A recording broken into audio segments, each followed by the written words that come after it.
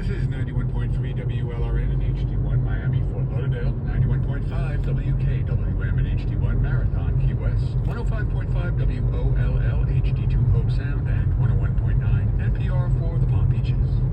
If you owe back rent or are facing eviction, you may be eligible for the Emergency Rental Assistance Program. It provides rental assistance for up to 18 months of back rent. The program, sponsored by Miami-Dade County, is intended to help families in Miami-Dade suffering from the housing and affordability crisis. You can see if you qualify at miamidade.gov/homesplan or by calling 305-723-1815. We're funded by members and by Vitacost.com, an online marketplace offering nearly 40,000 natural, organic, and eco-friendly products to help you reach your health and wellness goals. More information at Vitacost.com. It's 5 o'clock.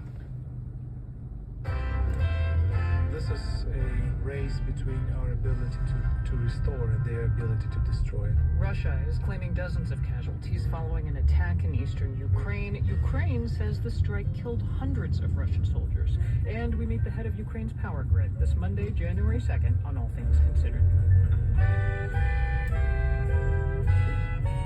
I'm Mary Louise Kelly. This hour, NPR's Tim Mack reports from Kyiv on the latest escalation in the war. Also, a lawsuit aims to force the Marines to fully open boot camp to women. I think they really don't want to go much above 9 to 10% of women in the Marine Corps. And this is the best way to make sure that happens without having to say it. Plus, an investigation into corrections officers using physical force on people undergoing a mental health crisis. And then they took the pepper ball gun from like point blank. Just like bang, bang, bang, bang, bang, bang, bang, bang, bang, bang. And NPR's Sylvia Poggioli reports from the Vatican, where a Pope Emeritus lies in state. First News. Live from NPR News in Washington, I'm Janine Herbst. A period of relative calm has been shattered in Ukraine. Its air defenses have spent the last several days countering attacks from Russia. NPR's Yulian Haidar reports from Kyiv that 2 people died in the attacks over the weekend. Russia has launched major airstrikes against Ukraine over the last 4 days. As they've been doing since October, Russia has been targeting critical infrastructure like water, power, and heat. Fortunately for residents of Kyiv, Ukrainian air defenses intercepted nearly all of the incoming attacks, the latest of which have hit past midnight. I thought it was Kiev. It's also around 50 degrees Fahrenheit here, so there isn't too much pressure on utilities. That doesn't mean the danger has passed, though. Random bits of explosives can fall to earth, killing or injuring people on the ground. Officials are still recommending that people seek shelter during attacks, as further warnings are expected. Yulian Haidar, NPR News, Kyiv. Tomorrow brings a new Congress to the country as the House convenes with a narrow Republican majority. The first order of business, elect a new Speaker of the House. But the GOP has been embroiled in a public brawl for weeks over who should be that speaker.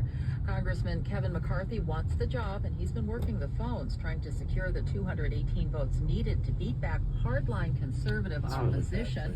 But it's not clear that will happen. The speaker will set the chamber's legislative agenda during a time of divided government, with both the Senate and the White House in Democratic hands. President Biden is back in Washington after spending the holidays in the U.S. Virgin Islands. This week, he will join Republican Senate Minority Leader Mitch McConnell in a visit to the greater Cincinnati area, touting the effects of the $1 trillion infrastructure bill on projects in Kentucky and Ohio, including money for the Brent Spence Bridge connecting the 2 states. McConnell voted for that bill, which includes $27 billion over 5 years to fix and replace thousands of aging bridges around the country.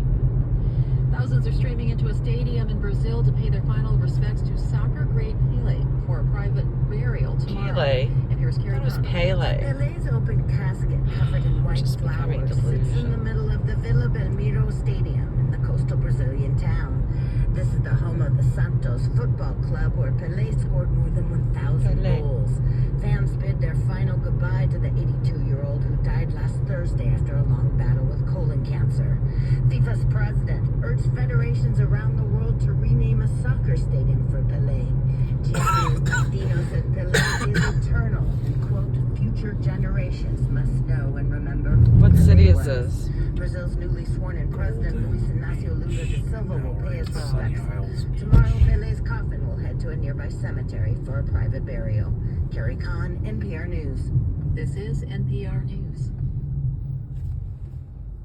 The suspect in the deaths of 4 college students in Idaho is due in a Pennsylvania courtroom tomorrow. 28-year-old Brian Koberger's attorney says he won't fight extradition and that he's eager to be exonerated. The doctoral student is facing 4 first-degree murder charges. Authorities say his DNA was found at the scene.